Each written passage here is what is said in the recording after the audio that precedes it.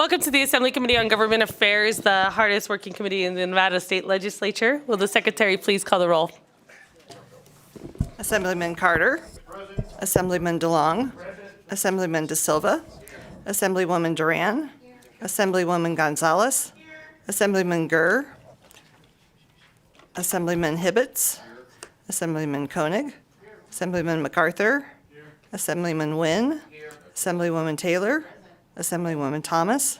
Chair Torres. Here. And please mark Assemblyman Gurr absent excused. Welcome to the audience here in Carson City, those joining us by video conference in packed room in Las Vegas, and those listening over the internet. Just a couple of housekeeping items. Please remember to silence your electronic devices. If you wish to testify, please sign in at the table by the door and provide a business card to the committee secretary. For those joining online, please be sure to mute your microphone when you're not speaking to minimize any background noise. When testifying, please turn on the microphone and clearly state your name and affiliation, if any, for the record. Then turn the microphone off each time you are done speaking. Handouts should have already been provided to our committee staff. We expect courtesy and respect to our interactions during the meeting, even if we do not agree with another person's position. Committee members will be using their laptops to view handouts and other documents. Please do not view this as a sign of disrespect or inattention. Public comment will be taken at the end of the meeting. Each person will be limited to 2 minutes. In addition, the public may submit written testimonies to the committee up to 24 hours after the hearing. I want to get those items out of the way, and at this time we'll go into a 1-minute recess until the bill presenter is ready to begin. Thank you.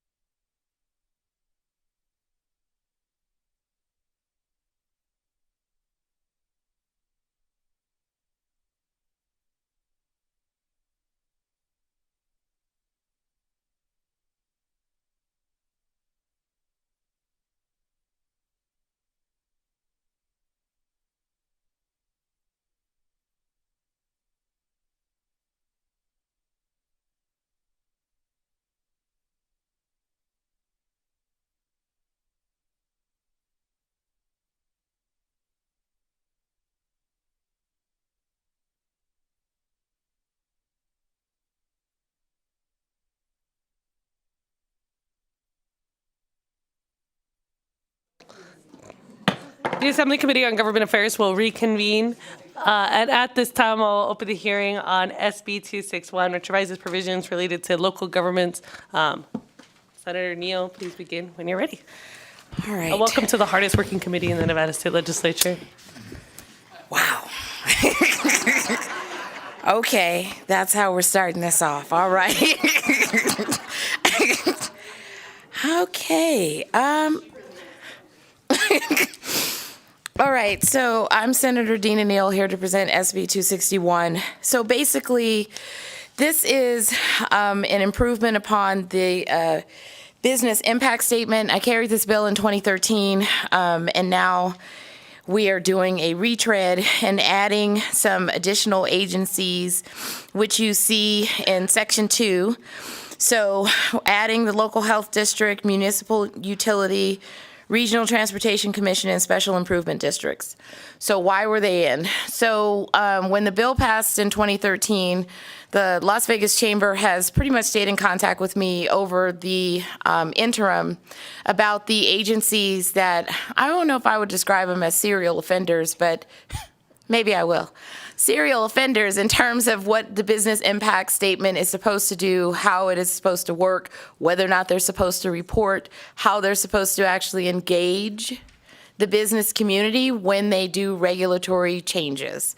And so this bill brings them in so it's absolutely clear that they are a part of the business impact law, and that it also establishes that the notification process, which I'll let Mr. Maracan discuss, and then we did some cleanup on the Senate side that basically established that if two or more chambers of commerce or trade associations requested that would make the agencies have to move and then provide an economic impact notice and statement. So, but I'll turn it over to Mr. Maracan. Good morning, Madam Chair, members of the committee. Paul Moratkin with the Vegas Chamber. First, I'd like to thank Senator Neal for bringing this bill forward.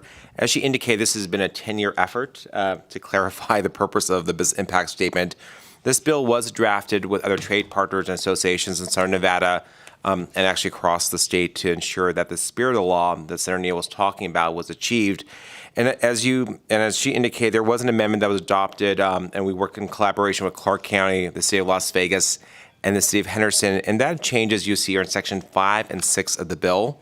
That really does actually streamline the process where the workshop piece would be activated if more than 2 chambers or trade associations request that from the local government. So it reduces the burden of having to do a workshop every single time, but rather occurs when there's more than at least 2 trade partners asking for a request for a workshop. And for example, on those workshop pieces, I think, to Senator Neal's comment about some of the entities that could do improvement, the Southern Nevada Water Authority, for example, has done a great job with workshops over the years, and have really done a great job following the spirit of the law and so forth. So it's pretty, that process is pretty clear in terms of two trade association chambers must notify the entity within the time frame of the business impact statement notification timeline that's been set by the local government. There's also provisions about how we need to be notified. As many of us have moved to e-communication and so forth, we thought it was best that there be consistency in the notification process. That'd be e-communication, not just hard mail or so forth. So that does bring some clarity, because what we have seen happen, especially since the pandemic, is an inconsistency with local governments of how they're notifying the trade partners or chambers of commerces or small businesses. So it really is a issue of transparency and consistency. And then, of course, it just dictates some of the provisions that need to be clearly provided in the business impact statements about the adverse benefits or positive benefits and direct and indirect benefits that were always the spirit of the law that Senator Neal brought back in 2013. So happy to answer any questions, Madam Chair. But again, I want to thank the local governments for working with us, and you'll hear representation shortly. They have now moved to neutral. Thank you. Members, any questions? Assemblyman Nguyen. Thank you, Madam Chair, and thank you, Senator, for this bill, and congratulations on your award last night. I have a question for Mr. Moratkin. In terms of the list of chambers that are designated in this bill, how do you measure? Because there's a lot. I represent a community that has so many chambers that I want to make sure that we don't spend time chasing after shadows or illegitimate organizations, right, that listed themselves as chambers. Is there a way to, and I want to make sure that we don't get complaints that, oh, you didn't get this group, you didn't get that group. Somehow I want to tie it to ensuring that the Chamber of Commerce is an active, good standing organization with the Secretary of State, with a Secretary of State, so someone can't just walk in and go, hey, you missed me, I'm a chamber of XYZ, and nowhere can be found. There's no website, there's no register of which Secretary of State, all those things, and it's going to add more time into compliance and all that. Through the chair to someone, when Paul Moracan, for the record, I think that's an excellent point, someone, and I think to your point right there, the chambers have to be business licensed through the state and so forth. There definitely has to be issued from state business licensing and so forth. So I think that would be an accepted standard for any group, that they would have to be registered with the state to be classified as a chamber of commerce or a trade association. So we did draft the bill to be inclusive, but also not burdensome to the local governments. So. Thank you for the comments. Senator Dina Neal, for the record. I guess I'm wondering, how many illegitimate chambers do you think are out there? I mean, I'll just cut to the chase. Madam Chair, if I may. So thank you. I guess the understanding of a lot of communities who are not familiar with the state process may establish organization that could be existing in their own communities, but are not necessarily registered with the state or do anything from a good standing standpoint. We have a certificate of good standing with the Secretary of State to verify that the organization or the business meet all entities. I am aware of several organizations that exist in name, but if you look up Secretary of State registration, they don't exist. But that could be a challenge coming into this process. And yes, I understand the intent to be inclusive, but I want to make sure that these organizations go through these things so that they are checked and verified, so that we can make sure that our local government doesn't have challenges when it comes to providing this information. If I may, Madam Chair. Oh, sorry. Do you want to go ahead? Well, I don't. Go ahead. All right.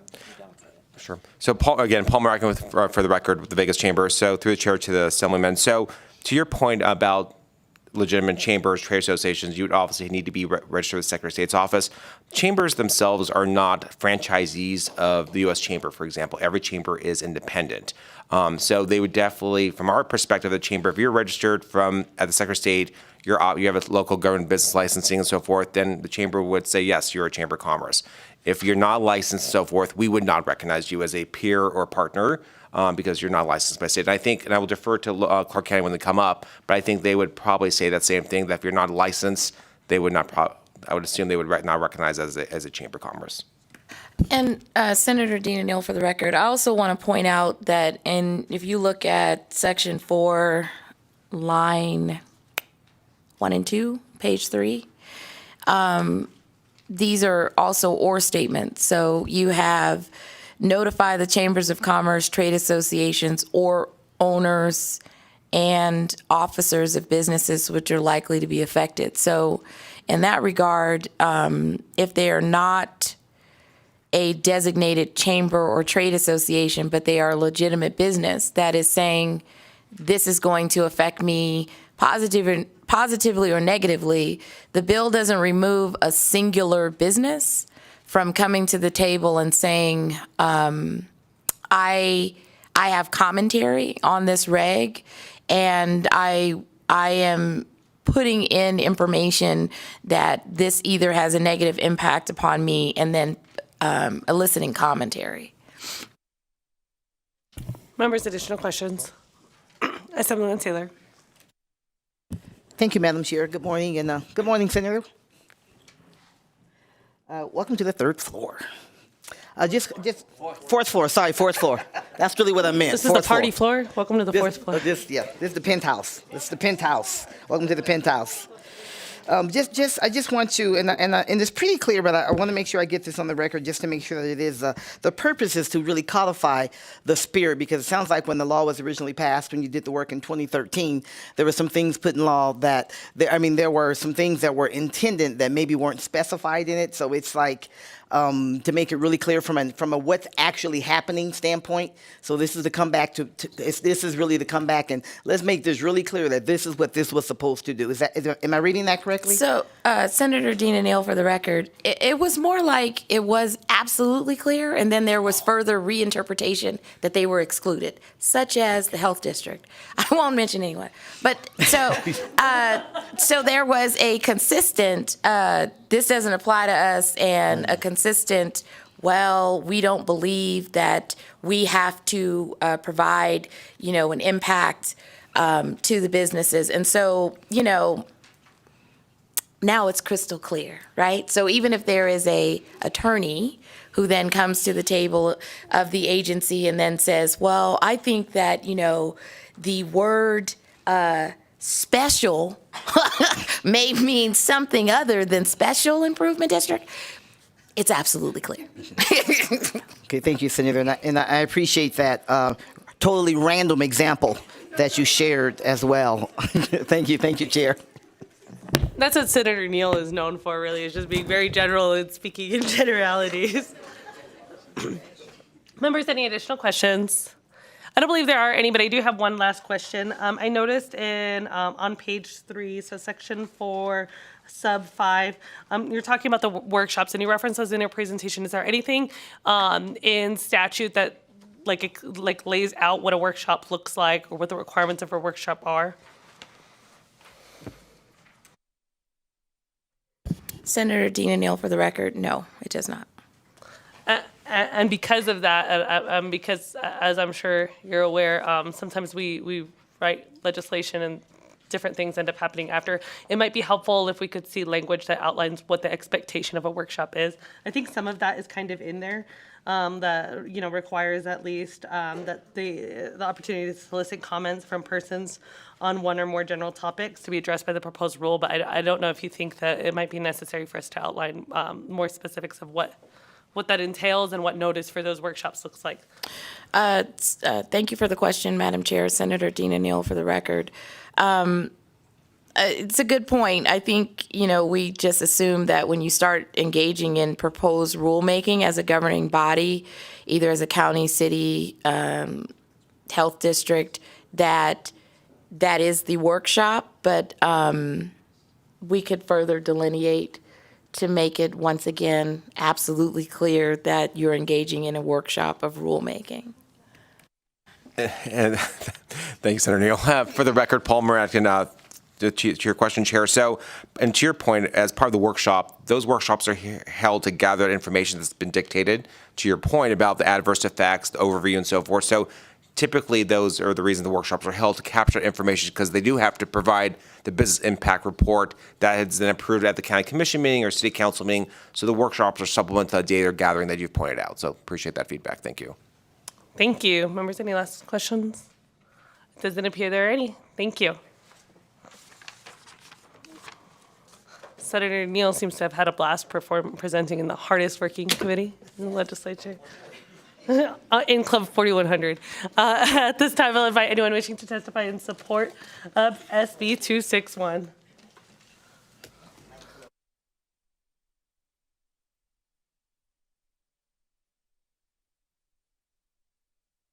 Good morning, Madam Chair, members of the committee. Good to see you. For the record, Trey Abney, representing the 2,000 member businesses of NFIB in Nevada, the National Federation of Independent Businesses. We definitely appreciate Senator Neal and my friend Mr. Moradkin for bringing this bill. The average number of employees for NFIB members is about 4 to 8. So these folks don't have teams of lawyers and lobbyists to keep track of these things, to follow everything that local government is doing. And certainly not everything state government does as well. So obviously, I think NFIB would like to be on that list of associations that is notified, so we can keep our members informed. But anything that brings more transparency and local government actually reaching out their hand and helping small businesses, we're supportive of. So again, we thank Senator Neal for this bill, and we wish Mr. MacArthur a happy birthday. So thank you, Madam Chair. I couldn't think of anything better than for everyone to wish Senator Assemblyman MacArthur a happy birthday. Thank you. Please go next. Good morning, Madam Chairman, and happy birthday, Mr. MacArthur. I'm Cheryl Blomstrom with the Nevada Trucking Association. We are one of those associations that would be considered. When you pass laws, the laws say what? And then the agency that you direct to do it and manage the law creates a regulation which says how. And it's the how that we have to focus on because it's the way that we comply. And so the transparency that Senator Neal brings in this bill is very welcome, and we are happy to participate in it. And we actually started doing these business impact comments. See, I am older than rocks. In 1999, and it was a partnership between Senator Ann O'Connell and Assemblyman David Goldwater. It's been a long time and an evolutionary process, but thank you for your time. Good morning, Madam Chair, members of the committee. For the record, Andy McCam, the Executive Director of the Nevada Franchise Auto Dealers Association. Happy birthday, sir. I think I'm going to get excoriated if I don't do that. Hope it's a great one. I'll keep it brief, Madam Chair. We fully support this. Obviously, when you go back to 2013, the intent was pretty clear. Well, obviously, people weren't following it. As somebody that used to run a regulatory agency now, it's a different chapter. It's 233B.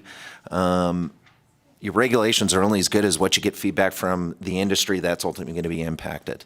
And this is going to go a long ways to improving that. I would say I was kind of shocked in listening to your conversation. I thought, oh, sure, workshop's got to be defined in 233B. It isn't. We all know what one is, but it's not defined. So I think it's one of those, you know it when you see it. But anyway, we encourage the committee's support and thank Senator Neal for bringing this matter forward. Thank you. Good morning, Chair. Torres Chase Whittemore for the record, representing Nevada Builders Alliance today. Happy birthday, Assemblyman. We are also in support. Thank you very much. Madam Chair, members of the committee, Nick Vasiliadis for the record, on behalf of the Nevada Resort Association. Happy birthday, Assemblyman. And the sake of brevity, us too, thank you to the sponsor for bringing this forward. Thank you for allowing the association to have some input and recognizing, the business community as a valued partner. So appreciate it. Thank you, and we urge your support. Chair and members of the committee, Aidan Downey on behalf of the Las Vegas Global Economic Alliance for the record. Many businesses that we work with are partners to bring and grow here in the region are small businesses. We support measures that look to provide clarity as to how public entities are reaching out to those constituents to ensure we connect and gain their input during the lawmaking process. Thank you to Senator Neal for urging this discussion to occur through this proposal. Thank you. Good morning, Chair, committee members. My name is George Ritz. I'm with the Nevada Taxpayers Association. Including the chambers and the trade associations in the email list of government bodies who are going to be conducting a workshop is an important avenue for sharing information and communication with the Nevada taxpayers and businesses. By sheer number, the more businesses, people informed of a proposed rule, the more input or feedback received from Nevada taxpayers and businesses to the governing body will only assist the governing body in creating a better rule. Senate Bill 261 is good policy. It provides an avenue toward government efficiency. I'd like to thank the bill presenters and ask the committee to support this bill as written. Thank you. Bye. At this time, I'll invite anyone else wishing to testify in support of SB 261. I don't see any here in Carson City. Is there anyone in Las Vegas? I don't believe I see anyone wishing to testify in support of SB 261 in Las Vegas. BPS, is there anyone on the line? Callers, if you would like to testify in support of SB 261, please press *9 now to take your place in the queue.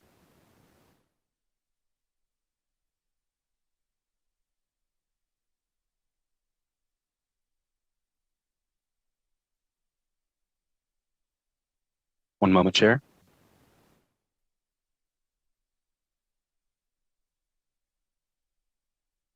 Good morning, Madam Chair. My name is Brian Wachter. I'm the Senior Vice President at the Retail Association of Nevada. In the interest of time, we would echo all of the comments from those folks that you heard of support in Carson City up to and including happy birthday to Assemblyman MacArthur. Thank you, and we urge your support of this bill. Who knew Assemblyman MacArthur was quite the celebrity of this committee? I didn't even initiate this. You're just a star. BPS, is there anyone else on the line? Thank you, Madam Chair and members of the committee. My name is Emily Osterberg. I'm representing the Henderson Chamber of Commerce and our over 1,800 members who would all like to say happy birthday to Assemblyman MacArthur. Most of our members are small businesses, and we would like to thank Senator Neal for bringing this bill forward. We are in support of SB 261, requiring local government to notify chambers of commerce and hold requested workshops would benefit the entire business community and would really be a benefit to our members, most of, again, which are small businesses. Working with our members and local government to create public policy that is business-friendly and benefits the community. For this reason and all the previous reasons stated, we urge you to support SB 261. Thank you.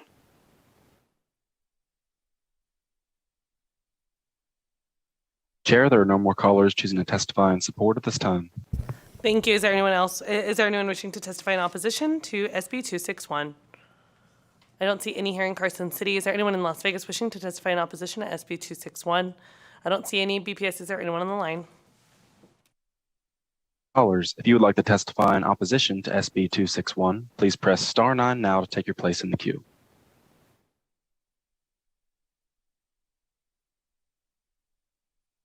Chair, there are no callers choosing to testify in opposition at this time.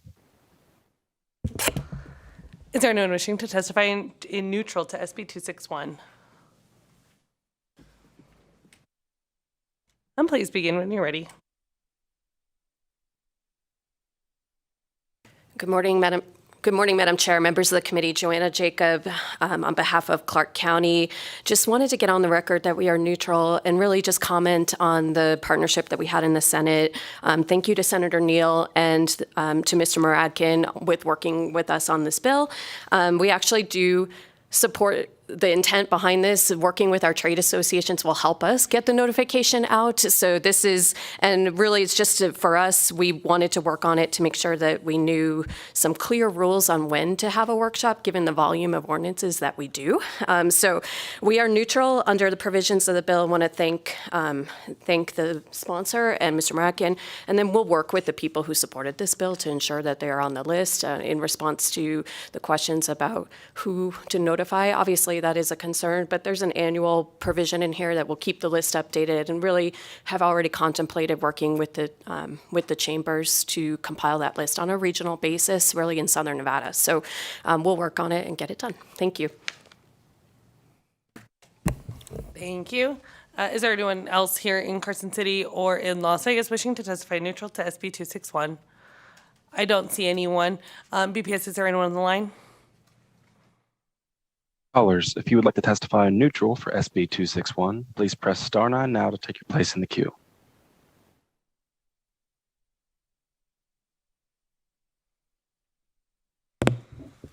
Chair, there are no callers choosing to testify in neutral at this time. Thank you. And at this time, we'll invite Senator Neal for any closing remarks. She's usually a person of so few words. Begin when you're ready. Yeah. Senator Dina Neal for the record. I'm like, what's happening? To the alleged hardest working committee of the entire legislature outside of Senate Finance and Assembly Ways and Means, okay. I would strongly urge your support of SB 261 in the wisdom of this hardest working committee to pass this legislation so that it can become law. Thank you. And did you want to wish any last remarks for Assemblyman MacArthur? Assemblyman MacArthur, happy birthday. Sorry I missed your party. I hope it was fun.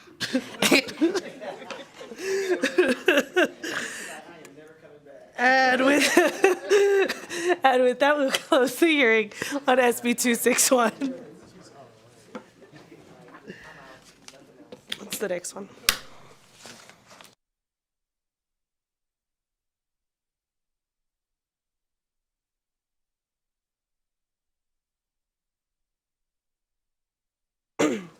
And at this time, we'll go ahead and open up the hearing on SB 105, which revises provisions relating to the Department of Corrections.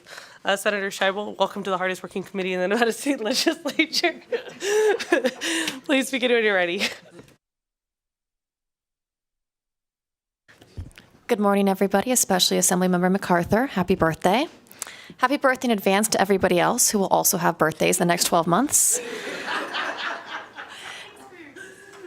You're welcome. You're welcome. It is my pleasure my name is Melanie Scheibel. I'm the state senator for District 9, and I'm very happy to be here this morning presenting SB 105. I am joined in Las Vegas by Jody Hawking from Return Strong. And for those of you who don't know, Return Strong is the premier advocacy organization in all of the country for people who are incarcerated and their families, and they happen to be located here in Nevada. And so I'll just give a very brief overview of SB 105 and allow Ms. Hawking to speak a little bit more to the necessity for this bill. SB 105 was born out of the interim committee on the judiciary, where we studied a variety of different factors that contribute to the functioning of the Nevada Department of Corrections. Something that we learned over the course of the last few years is that the Nevada Department of Corrections has historically been exempt from the Administrative Procedures Act. NRS 233B. And that has led to a series of problems with a lack of transparency when the Department of Corrections has undertaken certain policy changes. And so through a series of conversations with advocates, with legislators, with representatives from the department, we came up with a list of policies that the Department of Corrections regularly updates and changes that should actually go through the NRS 233B process. There was already one set of policies that's required to go through NRS 233B that was established in the 2021 session when we first started addressing issues with a lack of transparency in NDOC policies. And so we'd already carved out this one little section of policies regarding deductions from inmate accounts that have to go through 233B. We came back now in 2023 to add to that list a couple of other policies that really should be included in the 233B process, which is a public process, which requires notice, which requires public input, which requires, publishing of the proposed regulations and the finalized regulations. And so as you look at the bill, you can see that those are all included in Section 1.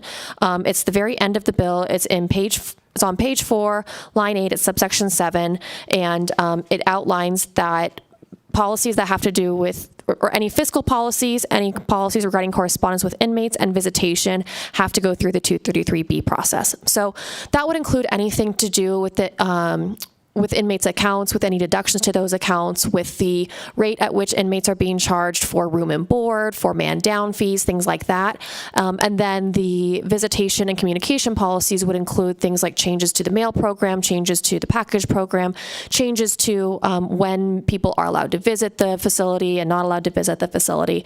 Things that would remain outside of the 233B process would include day-to-day type policies for personnel, how guards check in every morning, how they could submit their timesheets, their uniform, dress code, things like that would not have to go through 233B, but the three types of policies that I just outlined would still have to go through the 233B process to allow more public input and ensure that when major policy changes are being made that are significantly going to affect the people who are incarcerated and their families and their ability to contribute to them, to send money to put on their books, or to communicate with them that they have some say in that process and that they are informed in a timely manner before policies go into effect, and they're not taken by surprise when they were able to visit one day or 1 week or one Christmas, and then the next year or the next day or on the next holiday the policy has changed and they didn't realize it, and now they can no longer see their loved one in person. Or it might just be you used to have to apply a month in advance, now you have to apply 6 months in advance, and people want to know that so that they can plan for it.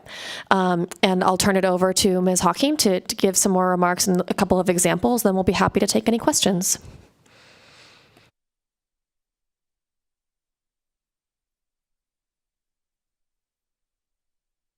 Good morning. My name is Jody Hawking, and I'm the founder and executive director of Return Strong. I'm also a family member impacted by my loved one's incarceration. I just want to thank Senator Scheibel and for all of you for hearing this really important piece of legislation.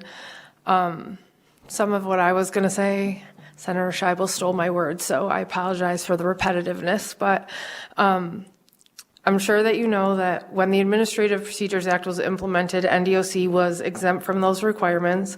And over the past 3 years, families and incarcerated people have had to really deal with the ramifications of that. I want to share 2 examples with you and encourage you to go to the videos of the Board of Prison Commissioners meetings from these two examples and listen to the public comments from them. The first example started on September 1st, 2020. Overnight, NDOC and ex-Director Daniels had implemented restitution deductions that were between 80 and 100% of money that was coming in for someone or that was on their books. When people woke up that morning, their trust accounts were emptied, the money that families had scraped together to put on their books in August were gone, and there was no notice, no explanation, and everyone was panicked. Ex-Director Daniels had the authority to make a reasonable deduction.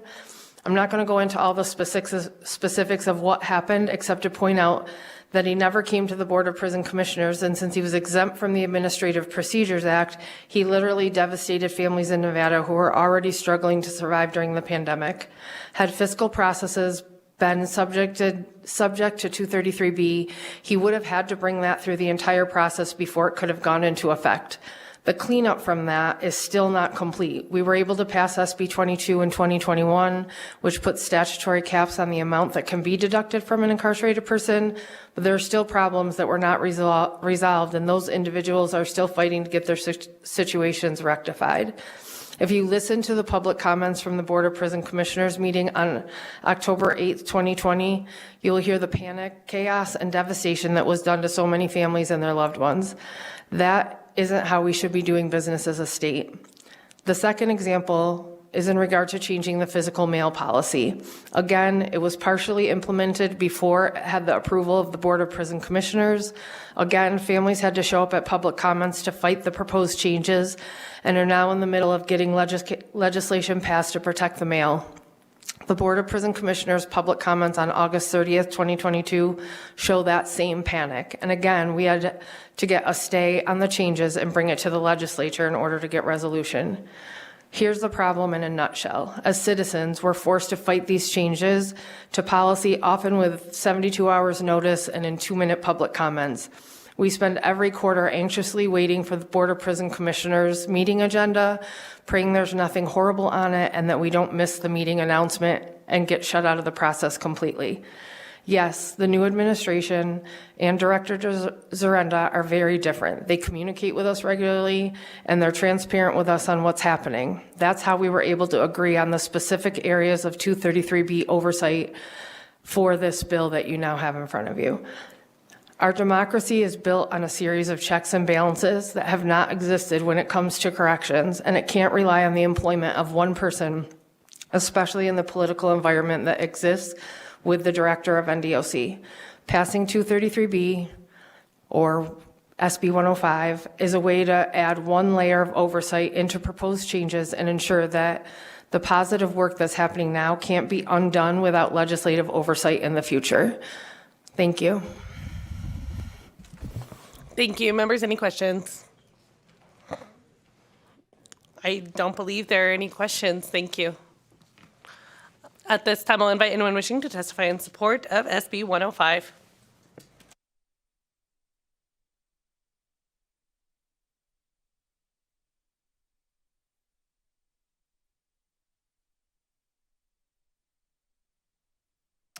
Thank you, Chair and committee members. My name is Nick Shepak, S-H-E-P-A-C-K. I am the State Deputy Director of the Fines and Fees Justice Center here in Nevada. We worked hard on this legislation with the Department of Corrections and other stakeholders to ensure that the problems that you heard about today do not exist in the future. Looking into the finances of NDOC, we have found problems going back as far as 1995 when a piece of legislation was passed that allowed the department to charge individuals for medical care and then allow indigent individuals to have that medical care covered by the inmate welfare account. From the legislative history, it does not look like the intent was to then put those incarcerated individuals into debt which now follows individuals outside of the department. Problems like this occur because we pass laws in this building, you pass laws, and then they go to a regulatory process that has no oversight, does not go to 233B, and are not implemented with the original intent. We have three areas here that directly impact families. We have visitation, which is extremely important to rehabilitation and reentry. We have mail, which is one of the best forms of communication and the only way a lot of people receive drawings from their children. And then we have the financial policies, which is the concern of our organization, which have gotten to a point where families are essentially, 10,000 families are paying an exorbitant amount of taxes to run a department that is an essential government service.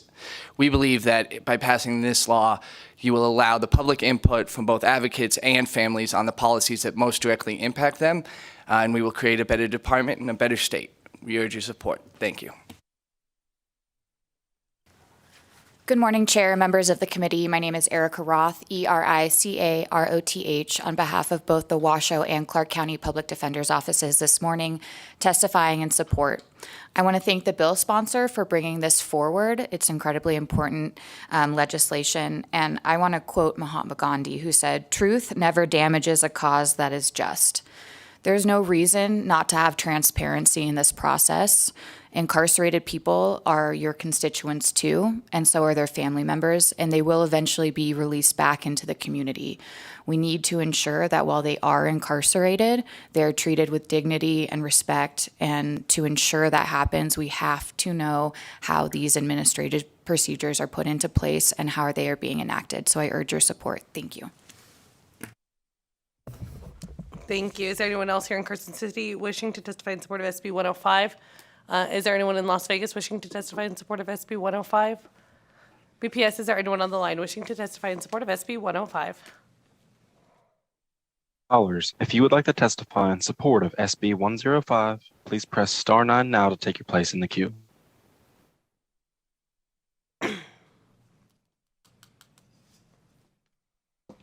Tanya Brown, Advocates for the Inmates and the Innocent. Tanya Brown, spelled TONJABROWN. Good morning, Madam Chair, members of the committee.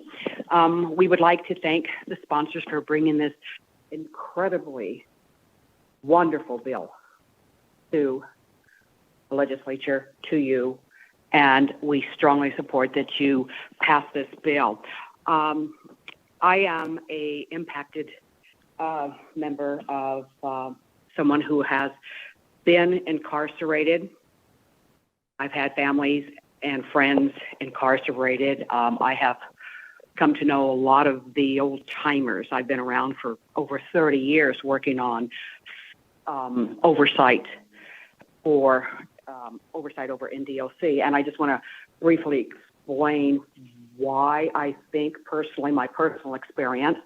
My brother spent 21 years incarcerated for a crime he didn't commit. And just prior to his death, all the exculpatory evidence was found hiding in the district attorney's, Washoe County DA's file that would have exonerated him. And just as his attorneys were about to file motions for a new trial and bail, he had passed away. I can tell you what it means to me to have the correspondence with the mail. It is such a treasure to be able to still look at the letters and the artwork and to be able to hold it and touch it.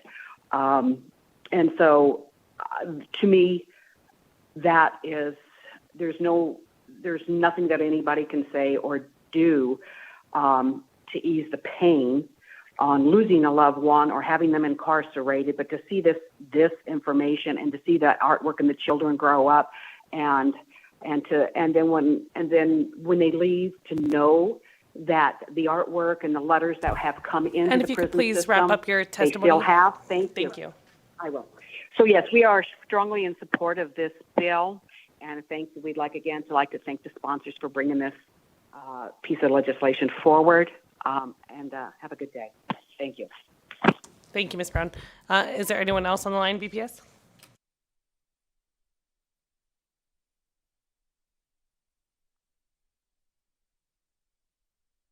One moment, Chair. Good morning, Chair and members of the committee. For the record, my name is Christine Saunders. That's CHRISTINESAUNDERS. I'm the Policy Director with Progressive Leadership Alliance in Nevada, here in support of Senate Bill 105.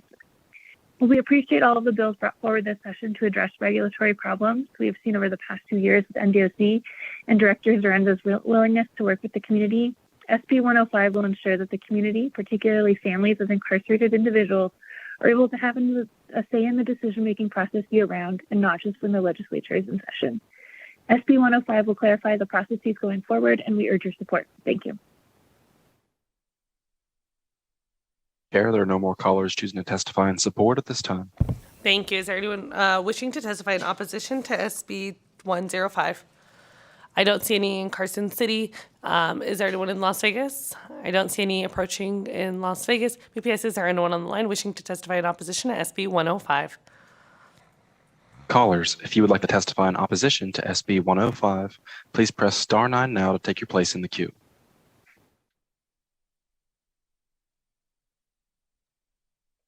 Good morning. Awesome, amazing. Selena Torres, Chair in the Hardworking Committee. This is Dora Martinez representing the Nevada Disability Action Coalition. I am actually calling in support of SB 105. May I please proceed? I was trying to get the number. Yes, please proceed. Thank you. Thank you.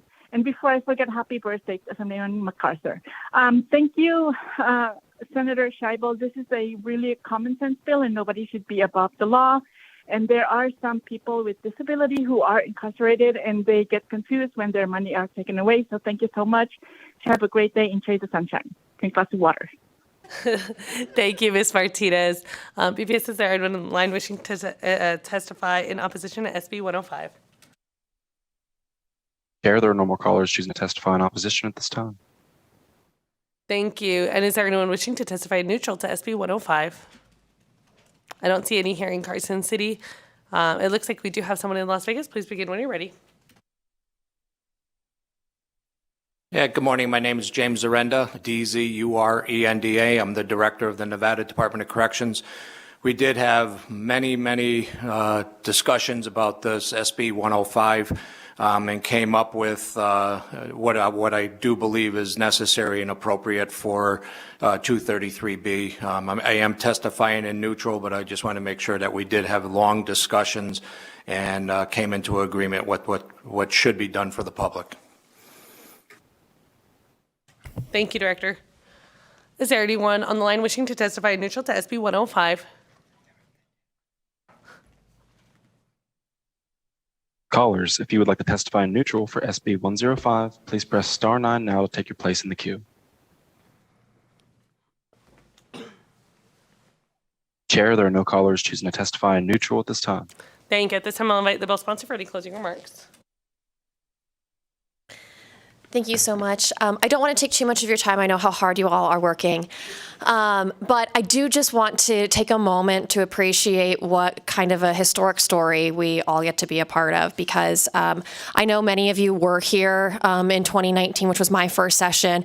Many of you are new, and Ms. Hawking touched on what happened in the summer of 2020 between the 2019 and the 2021 session when those deductions were taken from inmates' accounts. And if you can imagine being in the interim at that time, and Ms. Hawking and a group of truly grassroots advocates popped up out of nowhere, and they started calling in to interim judiciary committee meetings, interim government affairs committees. They started showing up at the Board of Prisons, the Board of Pardons, the County Commission. They were just everywhere because they knew there was a problem that needed to be solved. And as citizens, they didn't have the power to write the legislation, but they had the wherewithal to contact the people in power, including us, and the foresight to work with us on it. They didn't just come and complain and, take their ball and go home. They raised their voices and they got our attention. And for 4 years now, we've been able to sit down with Return Strong on a regular basis and talk about policy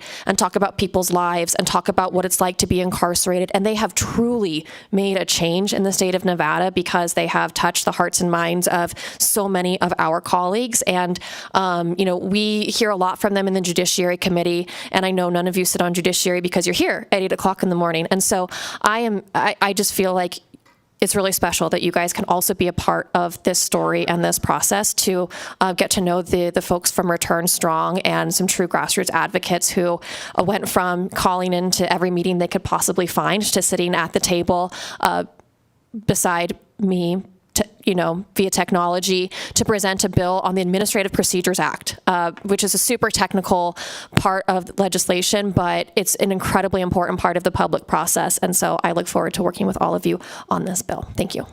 Thank you. And rest assured, we are not here at 8 a.m. We are here at 9 a.m. Just to be very clear, thank you so much for those closing remarks, Senator Scheibel. At this time, I'll go ahead and close the hearing on SB 388.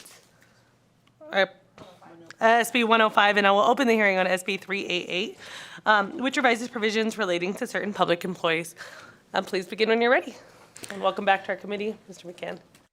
Thank you so much. Melanie Scheibel for the record. I'm the state senator for District 9. And actually, I am really pleased to be presenting SB 388 on the heels of SB 105 because they might look like bills that don't go together, but in one way, they do, because what SB 388 is about collective bargaining for state employees who work in law enforcement.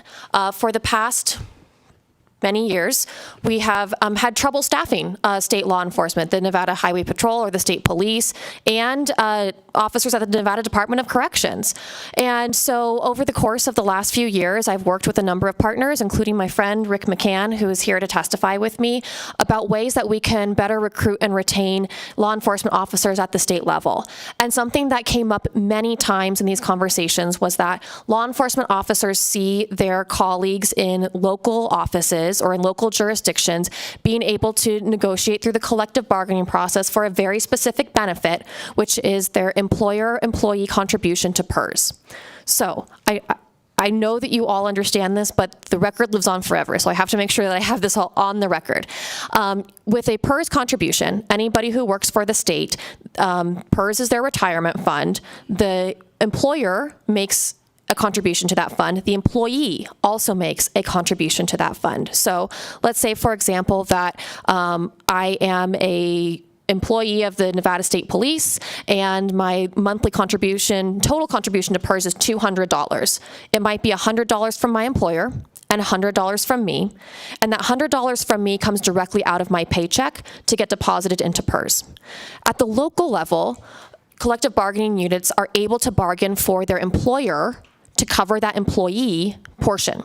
So when their paycheck comes every month, the employer has already paid all $200 of that contribution. State employees do not have the ability to bargain their PERS contribution. What SB 388 proposes to do is to put PERS contributions on the bargaining table so that the bargaining unit and the state agency that is employing these peace officers have to discuss PERS as part of their potential benefits package. And so it doesn't say, SB 388 doesn't say that the state will cover their portion. It doesn't say that they will change the rate of the contribution. It says that it will become a part of mandatory bargaining. And the other thing that I really want to emphasize here is that it is an extremely technical distinction that we're talking about. We're not talking about changing, in that example I gave you, the $200, we're not talking about changing the $200 from $100 from the employer, $100 from the employee, half and half.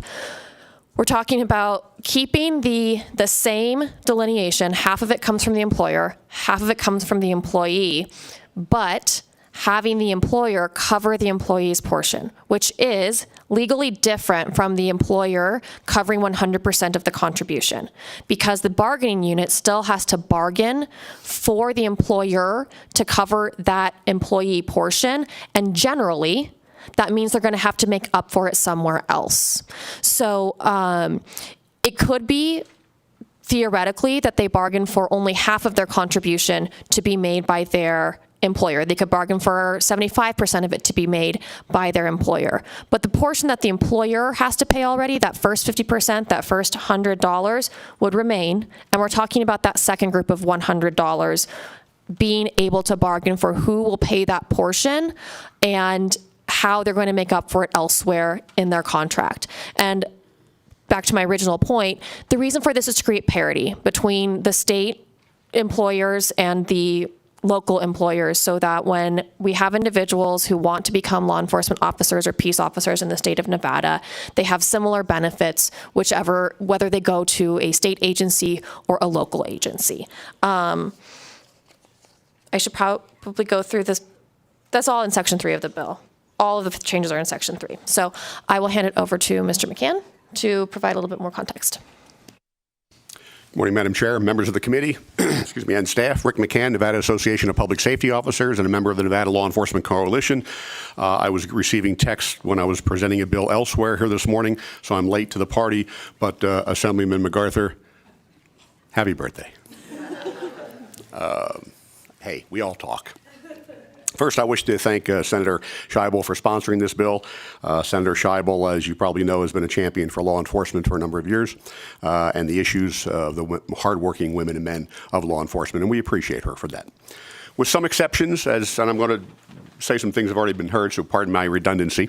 With some exceptions, existing law says that the state, as the employer and its employees, each pay matching portions, as you've heard, of the contributions to the public employee retirement system, PERS.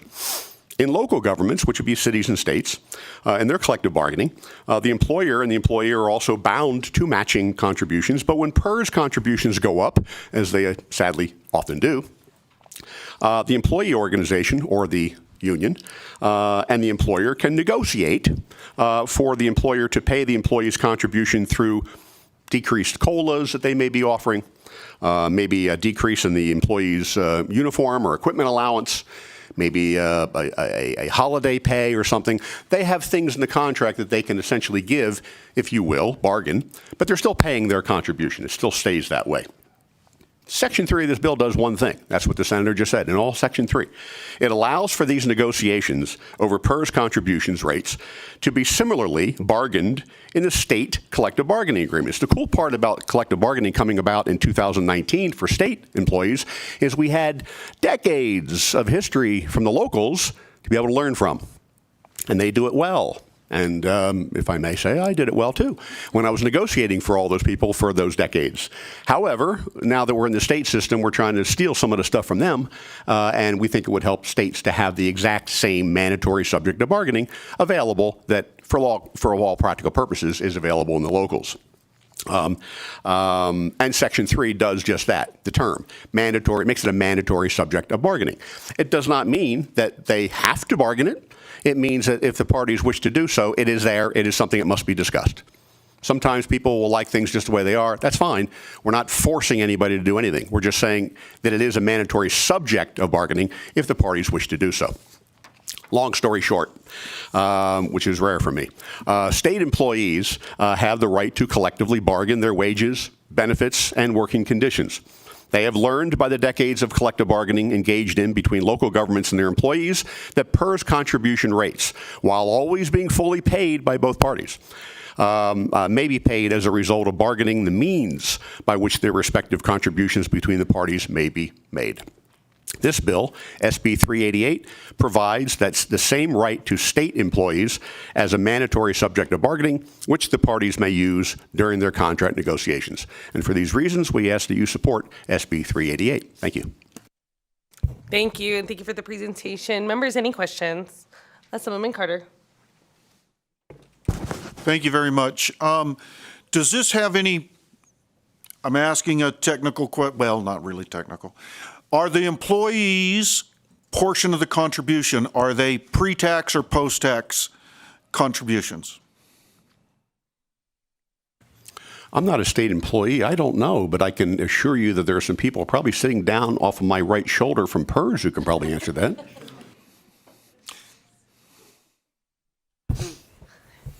Feel free to come up, and please make sure you state and spell your name for the record. Thank you. Good morning, Chair Torres. Cabrina Fazer for the record, K-A-B-R-I-N-A-F-E-S-E-R. Assemblyman Carter, that is dependent, to you, through you. Go directly? Okay. Yeah, you go directly. Assemblyman Carter, that's dependent on which contribution plan they choose. The state is the only police fire employer that has a choice between contribution plans. All the local governments are strictly employer paid. The state has a choice between the employee-employer contribution plan and the employer paid. The employee-employer contribution plan is pre-taxed. And so I hope that answers your question, or I can take a follow-up So if the you have plan one. excuse me. So the plan we're talking about, correct me if I'm wrong, the employee contribution is also pre-tax. So they're not paying tax on it before it goes into the pension plan. So under the employee-employer pay, where the employees, Cabrina Fazer for the record. Under the employee-employer pay mechanism, that's where the employee is paying in the half of the contribution rate and the employer is matching it. Their contributions are pre-taxed. Thank you. Yes. See, I told you I had somebody who could answer that. Members, any additional questions?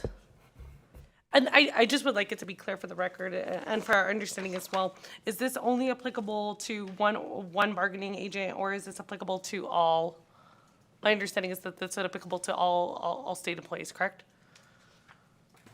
Rick McCann for the record to the chair. Yes, this will be not just for law enforcement purposes, this will be for everyone.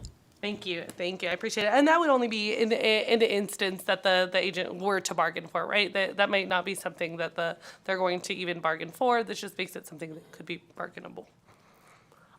Melanie Scheibel for the record. Exactly. Thank you. So then, just to be very, very clear, it makes no changes as is. It was something that would be worked on through the negotiations. Right now, it just makes it available to be on the negotiating table, and it's not going to make any changes right now to the PERS system. Melanie Scheibel for the record. That is correct. It doesn't change the way that PERS functions. It doesn't change the way that PERS contributions are added into the system. It just says that an employer may bargain. Well, it makes it a mandatory subject of bargaining. Doesn't say they have to change anything. And in fact, I think that there will definitely be agencies that don't make changes to their PERS contributions. There will be bargaining units for whom that is not a priority, which is fine. But for those who do want to bargain it, the purpose is to ensure that the state comes to the table to discuss it. Thank you. I'm going to go ahead and go to our legal counsel just for further clarification. Thank you, Madam Chair, Asher Killian, Committee Counsel, and happy birthday, Assemblyman MacArthur. Just for clarity, the collective bargaining that applies to state employees only embraces state employees who are employees of the Executive Department of State Government and in the classified service of the state, not in the unclassified or non-classified service of the state. So this bill would apply to all state employees who are allowed to collectively bargain, which is only that subset of employees who are in the executive department and in the classified service of the state. So employees in the unclassified or non-classified service or who serve the legislative or judicial departments of state government would not be allowed to bargain over PERS contributions in the manner contemplated by this bill. Thank you. I don't believe I have any additional questions from members. Thank you so much for your presentation. At this time, I'll invite anyone wishing to testify in support of SB 388. I'll also note to the committee that we did receive a letter of support from NFA. Unfortunately, they had to leave, but that has been posted on the exhibits at this time. Please begin when you're ready. Good morning, Todd Inglesby, President of Professional Firefighters Nevada. We represent all the professional firefighters in Nevada, and more recently, over the last 2 years, once we won the ability to collectively bargain for state workers, we now represent NDF firefighters. With that being said, we have 22 plus locals, and only one local does not have the right to collectively bargain their PERS contribution, and we fully support this bill. We're thankful for the bill sponsor and ask for your support. Thank you. Chair Torres, members of the committee, for the record, Carlos Hernandez, representing the Nevada State AFL-CIO. On behalf of over 150,000 members and more than 120 unions, the Nevada State AFL-CIO proudly supports Senate Bill 388. Thank you. Good morning. I'm Matthew Richardson, M-A-T-T-H-E-W-R-I-C-H-A-R-D-S-O-N. I'm the Vice President of the Nevada Association of Public Safety Officers, and we strongly support this bill. Hello, my name is Mark Ellis. I'm the President of Communication Workers of America, and we represent 1,100 workers, and on behalf of all of us, happy birthday, Assemblyman MacArthur, and we fully support this bill. At this time, I don't see anyone else here in Carson City wishing to testify in support of SB 388, and I don't see anyone in Las Vegas. BPS, is there anyone on the line? Callers, if you would like to testify in support of SB 388, please press star 9 now to take your place in the queue.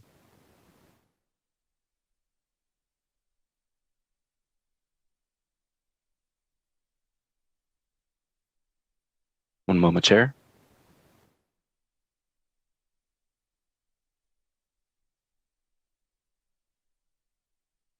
Hello, my name is Sean Gallagher. I'm the president of the Nevada State Law Enforcement Officers Association. We stand in support of this bill. I'd just like to put something on the record for all of you to consider. I'd appreciate it if you'd also write down this NRS. NRS 286.421, Section 9. Again, that's NRS 286.421, Section 9. It reads as follows. Public employers other than the state of Nevada shall pay the entire employee contribution for those employees who contribute to the Police and Firefighters Retirement Fund. Once again, public employers other than the state of Nevada shall pay the entire employee contribution for those employees who contribute to the Police and Firefighters Retirement Fund. I would like you to imagine a room where a job fair is going on. There's a desk there, a recruiting desk from the Reno Police Department, a recruiting desk from the Las Vegas Metropolitan Police Department, and there's a recruiting desk there from the Nevada State Police and other state law enforcement agencies. All that the Reno officer, recruiting officer, and all of the Vegas Metro officer has to do is tell potential applicants, look at this law, read Section 9. Do you really want to go talk to the state guy? We've made a lot of progress this legislative session in fixing the absolutely horrendous, massive recruitment and retention problem that the state has. This bill is a big step towards that. I'm very, very, very grateful for Senator Scheibel for shining some light on this. And I would ask all of you to also please take a look at this NRS and make it part of your consideration. This has got to get fixed. This has got to get fixed. Thank you so much. Sean Gallagher, Nevada State Law Enforcement Officers Association. We support the bill. Thank you. Is there anyone else on the line, BPS? There are no more callers choosing to testify in support at this time. Thank you. At this time, I'll invite anyone wishing to testify in opposition to SB 388. I do not see any here in Carson City, and I do not see any in Las Vegas. BPS, is there anyone on the line wishing to testify in opposition of SB 388? Callers, if you would like to testify in opposition to SB 388, please press star 9 now to take your place in the queue.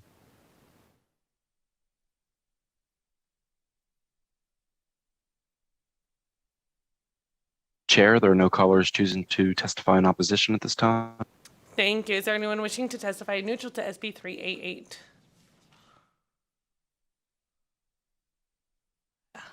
And I'll go ahead and start with Las Vegas just because you're there. Go ahead and begin when you're ready. Good morning. This is Bruce Snyder. I'm the Commissioner of the Government Employee Management Relations Board. I'm just here today in case there's any questions that need to be answered. Members, any questions? Thank you. I do not believe there are any at this time, but thank you so much for being with us today. Thank you. Thank you, and I'll come back down here to, up here to Carson City. Good morning, Madam Chair, members of the committee. For the record, my name is Ian Carr. That's IANCARR. I'm General Counsel for the Public Employees Retirement System of Nevada. To begin, I would wish Assemblyman MacArthur a happy birthday. PERS expresses neutrality to SB 388 as amended. Certainly the initial text before the amendment had presented some potential Internal Revenue Code issues. However, thanks to working with Senator Scheibel and Mr. McCann, we believe those issues have been resolved in the amended text. And I'm pleased to report that the Retirement Board, as of April 20th, last week, had expressed a neutral sentiment to SB 388 as amended. Thank you very much, and I would defer to Operations Officer Fazer for a clarification. Thank you. Good morning, Chair Torres and the committee. Cabrina Fazer for the record. Again, happy birthday to Assemblyman MacArthur. It is early on a Friday morning, so I'd like to clarify my previous testimony. So employer paid is pre-tax. It's the employer that's post-tax, and that's due to the ability to refund the employee contributions. So I just wanted to do that clarification on record. And just see if there's any additional questions. I'm happy to answer them at this time. Assemblyman Carter.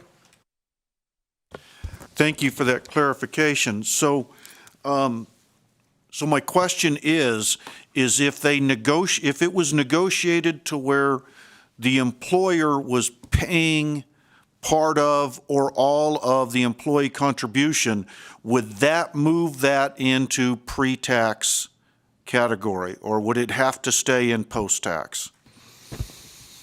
It's Cabrina Fazer for the record. It's my understanding that this would give them the ability to negotiate, and it's dependent on what contribution plan the employee is in, and that's what takes the pre-tax or post-tax. So pre-tax would be employer paid, post-tax would be employer paid, regardless of what contribution plan they're under. It's the ability to negotiate rather in lieu of a pay increase or a COLA where the employer would pick up the full contribution rate adjustment, or they could negotiate the reduction method, which is what the state has historically used. Thank you. Thank you. Members, any additional questions? I don't believe there are any. And thank you. It seems so appropriate for the public employee retirement system to be wishing our good friend a happy birthday. Is there anyone else wishing to testify in neutral to SB 388? I don't see any here in Carson City or in Las Vegas. BPS, is there anyone on the line? Callers, if you would like to testify in neutral for SB 388, please press star 9 now to take your place in the queue.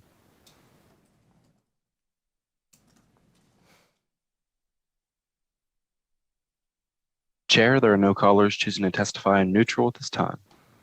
Thank you. At this time, I'll invite the senator for any closing remarks. Just want to thank you all for hearing this bill. Thank you. And with that, we'll go ahead and close the hearing on SB 388. And we'll move on to the next item on our agenda, which is public comment. Is there anyone wishing to testify in public comment here in Carson City? I don't believe there are any here in Carson City, and I don't see anyone approaching in Las Vegas. BPS, is there anyone on the line wishing to testify in public comment? Callers, if you would like to provide public comment, please press star 9 now to take your place in the queue.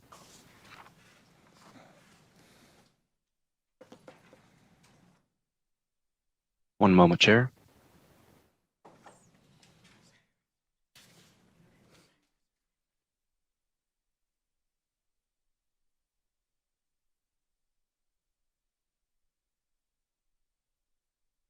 Anne Marie Grant for the record, ANNEMARIEGRANT. My brother Thomas Purdy was murdered by Reno police and Washoe County Sheriff's Office during a mental health crisis. He was hogtied and asphyxiated to death.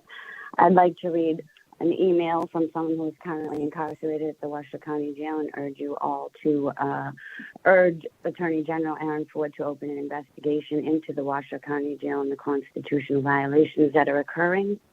This place just keeps giving, however, only giving lip service. As I was promised by deputy, he would get me a shower today, but that never happened. But he was able to do a shakedown of ourselves.